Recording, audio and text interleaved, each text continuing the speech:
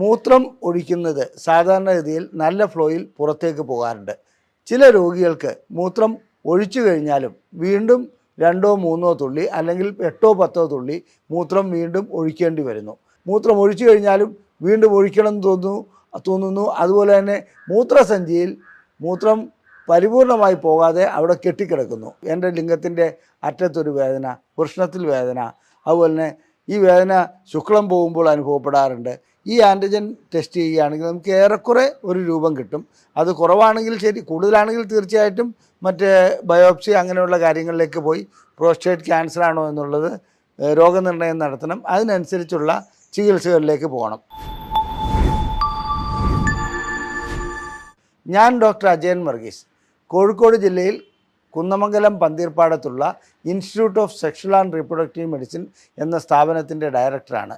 International association of sexual medicine practitioners modern medicine എന്ന അസോസിയേഷൻ്റെ അഖിലേന്ത്യാ ചെയർമാനുമാണ്.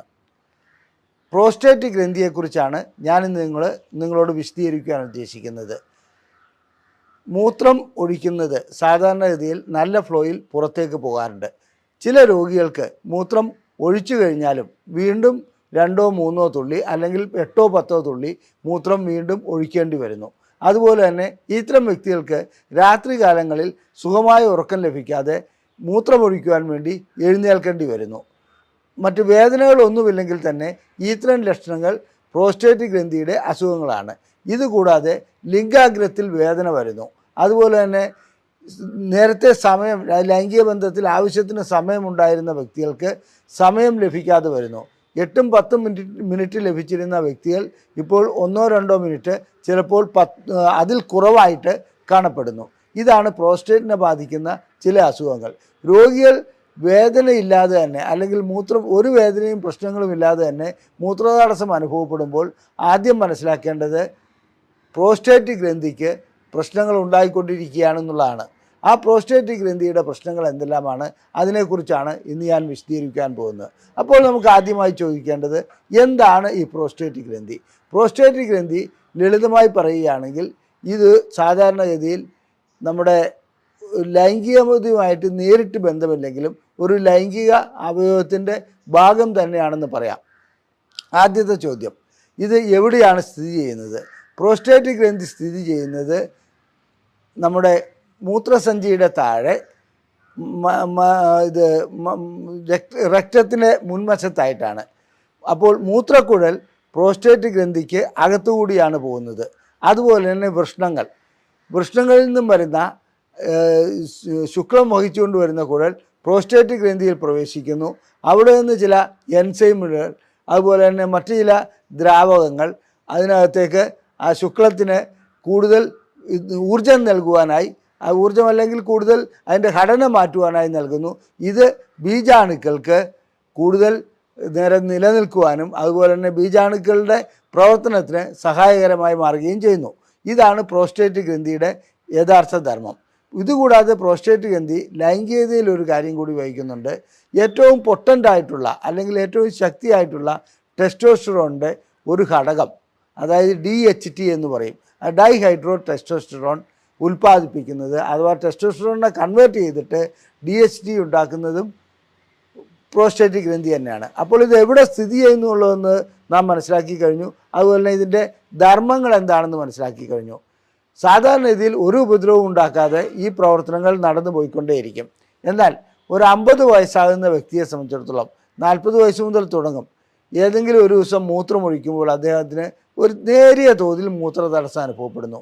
ഇത്തരം മൂത്രതടസ്സം അനുഭവപ്പെടുന്ന വ്യക്തിയെ സംബന്ധിച്ചിടത്തോളം അത് സാരമില്ല, മറ്റെന്തെങ്കിലും പ്രശ്നങ്ങളായിരിക്കും, അല്ലെങ്കിൽ ഒരു ചെറിയ രീതിയിലുള്ള മൂത്രക്കടച്ചിൽ അനുഭവപ്പെടുന്നു, ഇതിനെയൊക്കെ അവഗണിക്കുകയാണ് ചെയ്യാറുള്ളത്. ഇത് ലൈംഗികമായിട്ടുള്ള ഒരു പ്രശ്നങ്ങളുമില്ലെങ്കിലും ഈ മൂത്രതടസ്സം ആദ്യമായി അനുഭവപ്പെടുമ്പോൾ ഒരു 50 വയസ്സിനടുത്ത വ്യക്തിയാണെങ്കിൽ 40 വയസ്സ് മുതൽ തുടങ്ങാറുണ്ട്.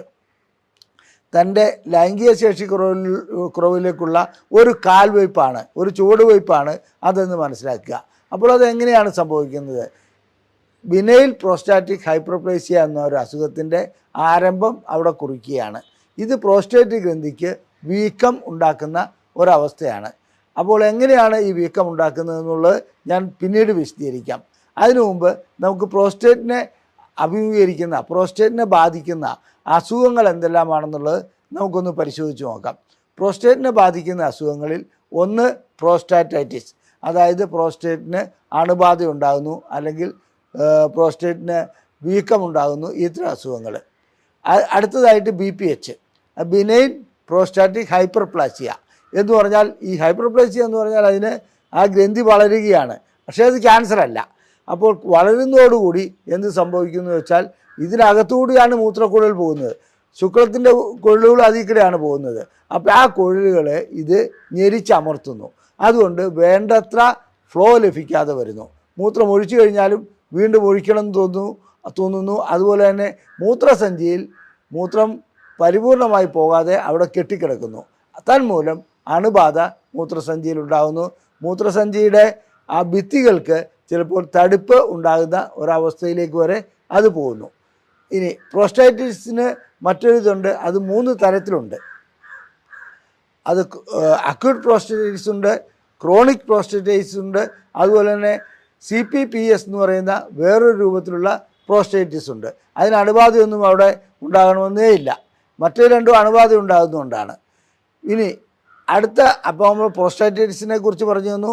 ബിനൈൽ ഹൈപ്പർപ്ലാസിയ, അതായത് BPH, അത് സാധാരണ കണ്ടുവരുന്ന ഒരു അസുഖമാണ്, അർബുദമല്ല എന്ന് പറഞ്ഞു കഴിഞ്ഞു. ഇതുകൂടാതെ ശരിയായ ഒരു അർബുദ രോഗവും കൂടി പ്രോസ്റ്റേറ്റ് ഗ്രന്ഥിക്ക് ബാധിക്കാറുണ്ട്. അത് 3 തരത്തിലുണ്ട്. എന്നാലും ശരി, ആ തരങ്ങൾ എന്തെങ്കിലും ആകട്ടെ, അതിനെക്കുറിച്ച് ഞാൻ പിന്നീട് വിശദീകരിക്കാം. അത്തരം അർബുദം ബാധിക്കുകയാണെങ്കിൽ അതിന് ലൈംഗിക ശേഷിയെ മാത്രമല്ല ശരീരത്തിൻ്റെ മൊത്തം പ്രവർത്തനങ്ങളെ ബാധിക്കുന്ന രീതിയിലാണ് പ്രോസ്റ്റേറ്റിൻ്റെ അർബുദം ബാധിക്കുന്നത്.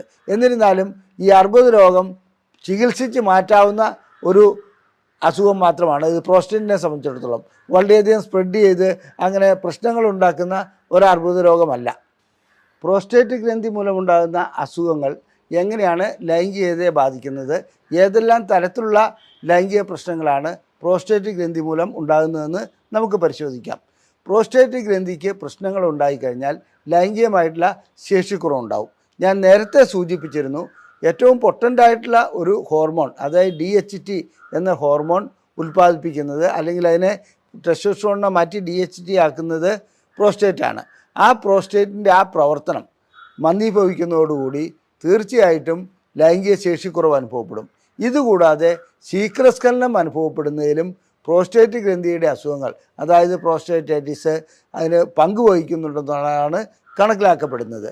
ക്യാൻസർ ബാധിക്കുകയാണെങ്കിൽ തീർച്ചയായിട്ടും ഇത്തരം അസുഖങ്ങളെല്ലാം ഉണ്ടാകും. അതായത് ലൈംഗികമായിട്ടുള്ള ശേഷിക്കുറവ്, ലൈംഗികമായിട്ടുള്ള ബലക്കുറവ്, അതുപോലെ തന്നെ സമയം ലഭിക്കാത്ത ഒരവസ്ഥ വരിക, ഒരിക്കൽ ഇടയ്ക്ക് വെച്ച് തന്നെ, അതായത് ബന്ധത്തിൽ ഏർപ്പെട്ടുകൊണ്ടിരിക്കുമ്പോൾ ലിംഗം തളർന്നു പോകുന്ന അവസ്ഥ വരിക, ഇതൊക്കെ പ്രോസ്റ്റേറ്റ് ഗ്രന്ഥിക്ക് പ്രശ്നങ്ങൾ ഉണ്ടാകുമ്പോൾ കണ്ടുവരുന്ന അവസ്ഥകളാണ്. അതുകൊണ്ട് പ്രോസ്റ്റേറ്റ് ഗ്രന്ഥിയുടെ പ്രശ്നങ്ങൾ നമുക്ക് മുൻകൂട്ടി മനസ്സിലാക്കുകയാണെങ്കിൽ, അതിനുള്ള ചികിത്സ നൽകുകയാണെങ്കിൽ തീർച്ചയായിട്ടും ലൈംഗിക ശേഷി വീണ്ടെടുക്കുവാൻ കഴിയും. ഇനി പ്രോസ്റ്റേറ്റ് ഗ്രന്ഥിയെ സംബന്ധിച്ചിടത്തോളം പ്രോസ്റ്റൈറ്റിസ് എന്ന് പറയുന്ന ആ ഒരു അസുഖത്തിന് സാധാരണ ഇതിൽ ഞാൻ പറഞ്ഞു 3 തരത്തിലുള്ള പ്രോസ്റ്റേറ്റൈറ്റിസ് ഉണ്ട്. അതിനെക്കുറിച്ച് നമുക്കൊന്ന് നോക്കാം. എന്താണ് ഈ പ്രോസ്റ്റേറ്റൈറ്റിസ്?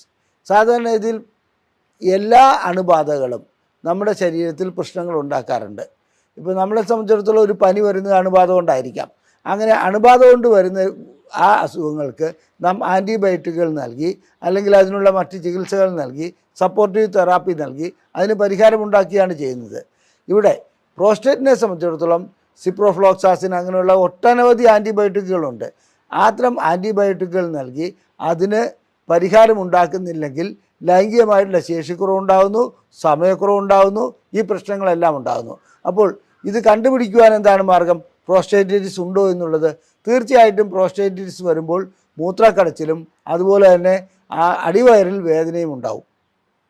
അത്തരം സന്ദർഭങ്ങളിൽ ഇതിൻ്റെ പരിശോധനകൾ നടത്തുകയും രക്തം പരിശോധിക്കുക, പ്രോസ്റ്റേറ്റിൻ്റെ PSA മുതലായ ടെസ്റ്റുകൾ ചെയ്യുക, അതുകൂടാതെ ഒക്കുമെങ്കിൽ സാധ്യമാണെങ്കിൽ സ്കാനിങ് നടത്തുക, പിന്നെ മൂത്രം പരിശോധിക്കുക. ഇതെല്ലാം ചെയ്തു കഴിഞ്ഞാൽ പ്രോസ്റ്റേറ്റിസ് ആണോ എന്നുള്ളത് നമുക്ക് അനുമാനിക്കുവാൻ കഴിയും. പ്രോസ്റ്റേറ്റിസ് ആണെങ്കിൽ അക്യൂട്ട് പ്രോസ്റ്റേറ്റിസ് എന്ന് പറയുന്നത് സാധാരണ ഇതിലൊരു 8-10 ദിവസം കൊണ്ട് അധികരിച്ച് വന്ന ഒരു പ്രോസ്റ്റേറ്റിസ് ആണ്. കഠിനമായ വേദനയൊക്കെ ഉണ്ടാവും. അതിന് നമ്മൾ ആൻറ്റിബയോട്ടിക് ഏതാണോ കൾച്ചർ ആൻഡ് സെൻസിറ്റിവിറ്റി ഒക്കെ നടത്തിയോ അതിനു മുമ്പോ നമുക്ക് ആൻറ്റിബയോട്ടിക്കുകൾ നൽകി അതിനുള്ള പരിഹാരം ഉണ്ടാക്കാൻ കഴിയുന്നതാണ്. അത് സാധാരണ രീതിയിൽ അത് പെട്ടെന്ന് തന്നെ മാറിപ്പോകുന്ന ഒന്നാണ് അക്യൂട്ട് പ്രോസ്റ്റേറ്റിസ്. എന്നാൽ ക്രോണിക് പ്രോസ്റ്റേറ്റിസ് അങ്ങനെയല്ല. അത് വലിയ പ്രശ്നങ്ങൾ ഉണ്ടാക്കാതെ എന്നാൽ നീണ്ടു നിൽക്കുന്ന ഒന്നാണ്. ഇത് ലൈംഗികതയെ വല്ലാതെ ബാധിക്കുന്നുണ്ട്. അതായത് ലൈംഗികതയെ ബാധിക്കുന്നു എന്ന് പറഞ്ഞാൽ നാം അറിയുന്നില്ല ഇതാണ് കാരണമെന്നുള്ളത്. അപ്പോൾ വേദന അത്ര കാഠിന്യമുള്ള വേദനയൊന്നും ആയിരിക്കില്ല, മൂത്രക്കടിച്ചിലും അത്ര വലിയ കാഠിന്യം ഉണ്ടാവില്ല. ചില സന്ദർഭങ്ങളിൽ ചിലപ്പോൾ കഠിനമായി വരാറുമുണ്ട്. അത് വെള്ളം കുടിക്കുമ്പോഴും അത് മറ്റു രീതിയിലുള്ള ആൻറ്റിബയോട്ടിക്കുകൾ കൂടുതൽ കഴിക്കുകയും വെള്ളം കൂടുതൽ കുടിക്കുകയും ചെയ്യുകയാണെങ്കിൽ അത് ചിലപ്പോൾ മാറിപ്പോകാറുമുണ്ട്. വീണ്ടും അതേ രൂപത്തിൽ അത് വരികയും ചെയ്യുന്നു. ഇതാണ് ക്രോണിക് പ്രോസ്റ്റേറ്റിസ്. അതിന് നിരന്തരമായിട്ടുള്ള കണ്ടിന്യൂസ് ആയിട്ടുള്ള ചികിത്സ ആവശ്യമാണ്. ക്രോണിക് ആവട്ടെ അക്യൂട്ട് ആവട്ടെ ലൈംഗികമായിട്ടുള്ള ശേഷിക്കുറവ് സൃഷ്ടിക്കുന്നു. ലൈംഗികമായിട്ടുള്ള പ്രശ്നങ്ങൾ, ശേഷിക്കുറവ് മാത്രമല്ല സമയക്കുറവ് സൃഷ്ടിക്കുന്നു.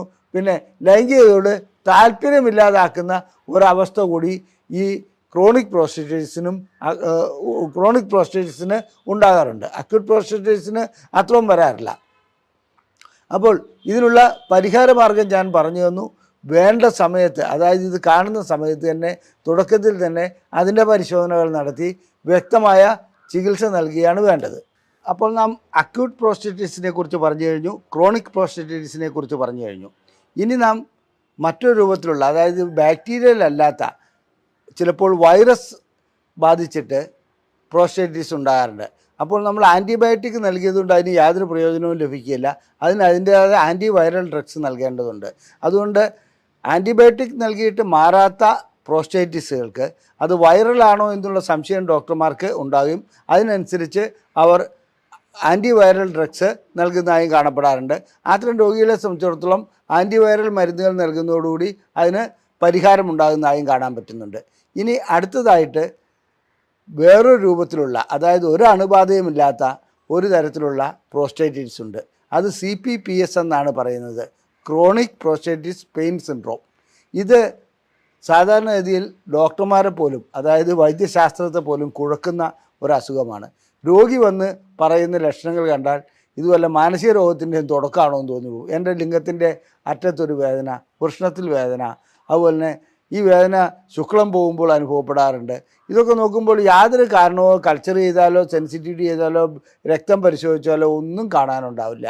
അപ്പോൾ സ്വാഭാവികമായും രോഗിക്ക് എന്തെങ്കിലും മാനസിക പ്രശ്നമുണ്ടോ എന്ന് വരെ ഡോക്ടർമാർ സംശയിച്ചു പോകും. ഇത് CPPS എന്ന അസുഖം സാധാരണഗതിയിൽ അണുബാധ കൊണ്ടുണ്ടാകുന്നതേ അല്ല. അത് ഒരു ന്യൂറോ മസ്കുലാർ ഡിസോർഡറാണ്. അതായത് ഞരമ്പ് സംബന്ധമായതും ഹോർമോൺ സംബന്ധമായതും പേശികൾ സംബന്ധമായതുമായിട്ടുള്ള ഒരു അസുഖമാണ്. ആ അസുഖത്തിൻ്റെ കാരണം ഇതുവരെ കണ്ടുപിടിക്കപ്പെട്ടിട്ടില്ല. എന്നിരുന്നാലും ചില അനുമാനങ്ങളിലേക്ക് എത്താൻ കഴിഞ്ഞിട്ടുണ്ട്, അത്രമാത്രം. അപ്പോൾ ഇത് അനുഭവപ്പെടുന്ന വ്യക്തികളെ സംബന്ധിച്ചിടത്തോളം അവർ വളരെ നിരാശരായിരിക്കും. കാരണം എന്ന് വെച്ചിട്ടുണ്ടെങ്കിൽ അവർക്ക് ഇത് കാരണം കണ്ടുപിടിക്കാതെ 6 മാസം 8 മാസമായിട്ട് പല ഡോക്ടർമാരെ കാണിക്കും. ഓരോ ഡോക്ടർമാരെ മാറി മാറി കാണിക്കുന്നു.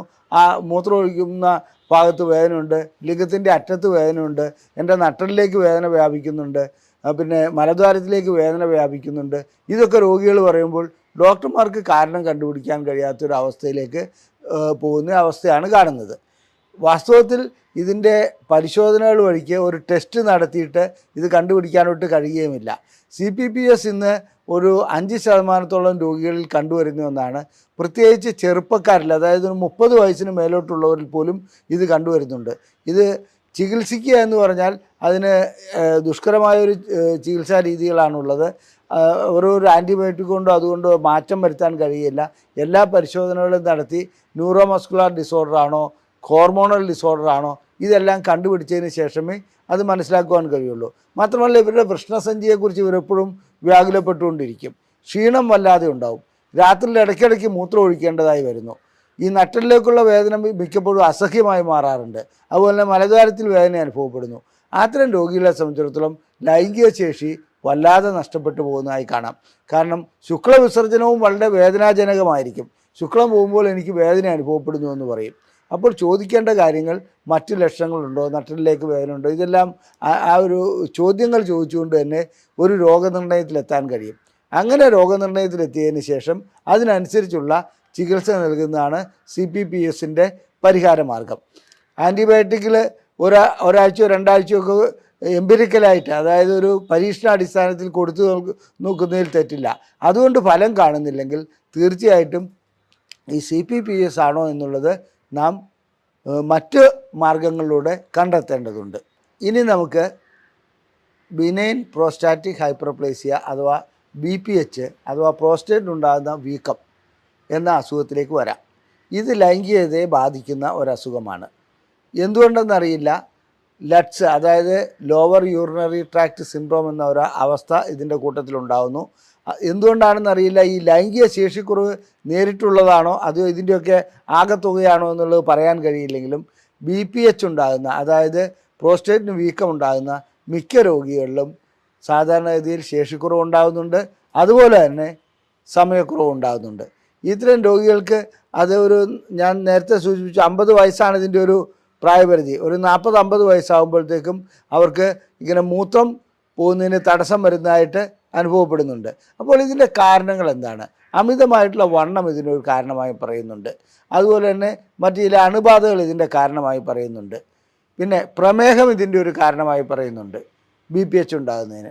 ഇനി പ്രഷറുള്ളവരിലൊക്കെ വളരെ അപൂർവമായിട്ട് അങ്ങനെ അതൊരിത് പറയാൻ പറ്റില്ല. എന്നിരുന്നാലും പ്രായം തന്നെയാണ് ഇതിനൊരു ഘടകമായി പറയുന്നത്. പ്രായത്തോടൊപ്പം ജനിതകം ഇതിനൊരു പാരമ്പര്യ ഘടകം ഇതിൻ്റെ ഒരു പ്രധാനപ്പെട്ട ഘടകമാണ് BPHൻ്റെ. എല്ലാ വ്യക്തികൾക്കും 50 വയസ്സ് കഴിഞ്ഞാൽ BPH ഉണ്ടായിക്കൊള്ളണമെന്ന് ഒരു നിർബന്ധവുമില്ലല്ലോ. എന്നാൽ അവരുടെ ഹിസ്റ്ററി എടുക്കുകയാണെങ്കിൽ അവരുടെ കുടുംബത്തിൽ അച്ഛനോ അല്ലെങ്കിൽ അച്ഛൻ്റെ അച്ഛനോ അമ്മാവന്മാർക്കോ ആർക്കെങ്കിലും പ്രോസ്റ്റേറ്റ് വീക്കം ഉണ്ടായിട്ടുണ്ടെങ്കിൽ ഇവർക്കും ഉണ്ടാകാനുള്ള സാധ്യത ഉണ്ടെന്നുള്ളത് മനസ്സിലാക്കുക. അപ്പോൾ BPHനെ സംബന്ധിച്ചിടത്തോളം മൂത്രം പോകാത്ത ഒരവസ്ഥ വരുന്നതോടുകൂടി മൂത്രസഞ്ചിയിൽ മൂത്രം കുറച്ച് കെട്ടിക്കിടക്കുന്നു. മൂത്രം കുറച്ച് കെട്ടിക്കിടക്കുന്നതോടുകൂടി അവിടെ അണുബാധ ഉണ്ടാകുന്നു. ഈ അണുബാധ ഉണ്ടാകുന്നതോടുകൂടി മൂത്രസഞ്ചിയിൽ കൂടി വരുന്ന ആ നെക്കിൽ കൂടി വരുന്ന ഞരമ്പുകൾക്ക് തകരാറുണ്ടാകുന്നു. അങ്ങനെ ആ ഞരമ്പുകൾക്ക് ഉണ്ടാകുന്നതോടുകൂടി ശേഷിക്കുറവുണ്ടാകുന്നു. അതുപോലെ തന്നെ ലൈംഗികമായിട്ടുള്ള സമയം ലഭിക്കാതെ വരുന്നു. ഇതാണ് BPHൻ്റെ പ്രത്യേകത. BPH ഒരു അർബുദമല്ല, ഒരു ക്യാൻസർ അല്ല. പക്ഷേ എന്നിരുന്നാലും BPHനുള്ള ചികിത്സ നൽകിയില്ലെങ്കിൽ മൂത്രം പോകാത്ത ഒരവസ്ഥ വരികയും അതുപോലെ തന്നെ ട്യൂബ് ഇടേണ്ട അവസ്ഥ വരികയും ഒക്കെ ചെയ്യാറുണ്ട്. അതുകൊണ്ട് BPHനുള്ള ചികിത്സ ഇത് കണ്ടുപിടിക്കുന്നതോടൊപ്പം തന്നെ നൽകുന്നതാണ് ഏറ്റവും ഉത്തമം. ഇനി BPHന് നൽകുന്ന ചികിത്സകൾ ലൈംഗിക ശേഷിക്കുറവിനെ ബാധിക്കുമോ? തീർച്ചയായും ബാധിക്കും. BPHന് നൽകുന്ന ചില ചികിത്സകൾ മിക്കപ്പോഴും ഈ മരുന്നുകൾ DHT എന്ന ഹോർമോണിനെ ഇല്ലാതാക്കുന്ന, അതായത് നമ്മുടെ മുടി കിളിപ്പിക്കാൻ വേണ്ടി ഫിനാസ്ട്രൈഡ് അങ്ങനെയുള്ള മരുന്നുകളൊക്കെ നൽകുന്നുണ്ടല്ലോ, ആ ഗണത്തിൽപ്പെട്ട മരുന്നുകൾ നൽകാറുണ്ട്. ആ എല്ലാ മരുന്നുകളും DHT ഹോർമോൺ അതായത് ഡൈഹൈഡ്രോ ടെസ്റ്റോസ്റ്ററോൺ ഉൽപ്പാദിപ്പിക്കുന്നതിൽ തടസ്സമുണ്ടാക്കുന്നു. അങ്ങനെയാണ് പ്രോസ്റ്റേറ്റിൻ്റെ വലിപ്പം കുറയ്ക്കുന്നത്. അങ്ങനെ വലിപ്പം കുറയ്ക്കുമ്പോൾ ലൈംഗിക ശേഷിക്കുറവ് ഗുളികകൾ, അതായത് അതിനുപയോഗിക്കുന്ന ഗുളികകൾ വഴിക്ക് ഉണ്ടാകുമെന്നുള്ളത് തർക്കമില്ലാത്ത കാര്യമാണ്. ഇനി അത്തരം പ്രശ്നങ്ങളിൽ ചിലപ്പോൾ പ്രോസ്റ്റേറ്റിനെ സർജറി ചെയ്യുകയാണെങ്കിൽ ഇതും ഞരമ്പുകളെ ബാധിക്കാറുണ്ട്. അതായത് പ്രോസ്റ്റേറ്റ് എടുത്തു കളയേണ്ട സർജറിയോ മറ്റോ ചെയ്യുകയാണെങ്കിൽ തീർച്ചയായിട്ടും ഇത് വരുന്നത് അതിൽ കൂടി ഒട്ടനവധി ഞരമ്പുകൾ വരുന്നുണ്ട്. നേഴ്സാണ് ഞാൻ ഉദ്ദേശിക്കുന്നത്, രക്തക്കൊള്ളുകളല്ല. ആ നേഴ്സാണ് ലിംഗത്തിലേക്ക് കണക്ഷൻ നൽകുന്നത്. അങ്ങനെ ലിംഗത്തിലേക്ക് ആ കണക്ഷൻ നൽകുന്നതോടുകൂടി ലിംഗത്തിനുള്ള കണക്ഷൻ ലഭിക്കാതെ പോകുന്നു. അത് സർജറി ചെയ്യുമ്പോൾ മുറിഞ്ഞു പോകുന്നുണ്ട്. തീർച്ചയായിട്ടും ഈ ശസ്ത്രക്രിയാനന്തരം ലൈംഗിക ശേഷിക്കുറവ് അനുഭവപ്പെടുന്ന ഒരവസ്ഥ വരാറുണ്ട്. BPHനുള്ള ചികിത്സ എന്തു തന്നെയായിരുന്നാലും ശരി, അത് അമിത വണ്ണം ഉണ്ടാകാതെ നോക്കുക, പ്രമേഹമുണ്ടെങ്കിൽ അത് നിയന്ത്രിച്ച് പോവുക, ജനിതക ഘടനയുണ്ടെങ്കിൽ തീർച്ചയായിട്ടും അടിക്കടി ഇതിനെ സ്കാൻ ചെയ്യുക, ടെസ്റ്റ് ചെയ്യുക, അത്തരം കാര്യങ്ങൾ ചെയ്യുക, മുൻകൂട്ടി മരുന്നുകൾ നൽകുക. ഇതൊക്കെ നമുക്ക് BPHൻ്റെ കാര്യത്തിൽ ചെയ്യാവുന്ന കാര്യമാണ്. ലൈംഗികമായിട്ടുള്ള ശേഷിക്കുറവ് അനുഭവപ്പെടുകയാണെങ്കിൽ അതിൻ്റെതായ രീതിയിലുള്ള ചികിത്സയിലേക്ക് വരണം. അത് ഞാൻ പിന്നീട് വിശദീകരിക്കുന്നതാണ്. ഇനി നമുക്ക് പ്രോസ്റ്റേറ്റിനെ ബാധിക്കുന്ന ക്യാൻസറിലേക്ക് പോകാം. ഒട്ടനവധി വിഭാഗത്തിൽപ്പെട്ട, അതായത് squamous cell carcinoma, adeno carcinoma, അങ്ങനെ പല വിഭാഗത്തിൽപ്പെട്ട പ്രോസ്റ്റേറ്റ് ക്യാൻസറുകളുണ്ട്. അതുപോലെ തന്നെ വളരെ പെട്ടെന്ന് സ്പ്രെഡ് ചെയ്യപ്പെടുന്ന പ്രോസ്റ്റേറ്റ് ക്യാൻസറുണ്ട്, സാവധാനം സ്പ്രെഡ് ചെയ്യപ്പെടുന്ന പ്രോസ്റ്റേറ്റ് ക്യാൻസറുണ്ട്. പ്രോസ്റ്റേറ്റ് ക്യാൻസർ വരുമ്പോൾ BPHൻ്റെതായ തുടക്കത്തിലുള്ള എല്ലാ ലക്ഷണങ്ങളും ഉണ്ടാവും. കാരണം മൂത്രമൊഴിക്കുന്നതിന് തടസ്സം ഉണ്ടാവും, അതുപോലെ തന്നെ ലൈംഗിക ശേഷി കുറവ് അനുഭവപ്പെടും. ഇതുകൂടാതെ വേദന ചില ഭാഗങ്ങളിൽ നിന്ന് വരും. പിന്നെ രാത്രിയിൽ എഴുന്നേറ്റ് ഇടയ്ക്കിടയ്ക്ക് മൂത്രമൊഴിക്കേണ്ടതായി വരും. ഇങ്ങനെയുള്ള അവസ്ഥകൾ BPHനുണ്ടാകുന്ന അതേ അവസ്ഥകൾ തന്നെ ഈ ക്യാൻസറിനും ഉണ്ടാകും. അതുകൊണ്ട് പ്രോസ്റ്റേറ്റ് ക്യാൻസർ ആണോ എന്ന് അറിയുവാൻ ഒരു പ്രധാനപ്പെട്ട ടെസ്റ്റുണ്ട്, PSA, അതായത് പ്രോസ്റ്റേറ്റ് സ്പെസിഫിക് ആൻറ്റിജൻ. ഈ ആൻറ്റിജൻ ടെസ്റ്റ് ചെയ്യുകയാണെങ്കിൽ നമുക്ക് ഏറെക്കുറെ ഒരു രൂപം കിട്ടും. അത് കുറവാണെങ്കിൽ ശരി, കൂടുതലാണെങ്കിൽ തീർച്ചയായിട്ടും മറ്റ് ബയോപ്സി അങ്ങനെയുള്ള കാര്യങ്ങളിലേക്ക് പോയി പ്രോസ്റ്റേറ്റ് ക്യാൻസർ ആണോ എന്നുള്ളത് രോഗനിർണയം നടത്തണം. അതിനനുസരിച്ചുള്ള ചികിത്സകളിലേക്ക് പോകണം. ഞാൻ പറഞ്ഞു പ്രോസ്റ്റേറ്റ് ക്യാൻസർ തീർച്ചയായിട്ടും മറ്റ് ലിവറിന് ബാധിക്കുന്ന ക്യാൻസർ പോലെ അത്ര അപകടകാരിയല്ല എന്ന് ചികിത്സിച്ച് മാറ്റാൻ കഴിയുന്നതാണ്. എന്നിരുന്നാലും ഇത് ലൈംഗികതയെ സാരമായി ബാധിക്കുന്നുണ്ട്. ചികിത്സാനന്തരം ചിലപ്പോൾ ലൈംഗിക ശേഷി വീണ്ടെടുക്കാൻ കഴിയാത്ത അവസ്ഥയിലേക്കും അത് പോകാറുണ്ട്. കാരണം പ്രോസ്റ്റേറ്റിനുള്ള ചികിത്സയിൽ 3 തരത്തിലുള്ള, പ്രോസ്റ്റേറ്റ് ക്യാൻസറിനുള്ള ചികിത്സയിൽ 3 തരത്തിലുള്ള ചികിത്സയാണ് ചെയ്യാറുള്ളത്. 1 സർജറി ചെയ്യുന്നു, 2 കീമോതെറാപ്പി ചെയ്യുന്നു, 3 റേഡിയേഷൻ ചെയ്യുന്നു. ഈ സർജറി ചെയ്യുന്നതോടുകൂടി അവിടെയുള്ള ഞരമ്പുകൾക്കെല്ലാം തന്നെ പ്രശ്നങ്ങളുണ്ടാകുന്നു, ഞരമ്പുകൾ മുറിഞ്ഞു പോകുന്നു. അത് ഞാൻ നേരത്തെ സൂചിപ്പിച്ചിരുന്നു. അതുകൊണ്ട് തന്നെ ലൈംഗിക ശേഷിക്കുറവ് അനുഭവപ്പെടുന്നതായി കാണാം. ഇന്ന് റോബോട്ടിക് സർജറിയൊക്കെ നിലവിൽ വന്നിട്ടുണ്ട്.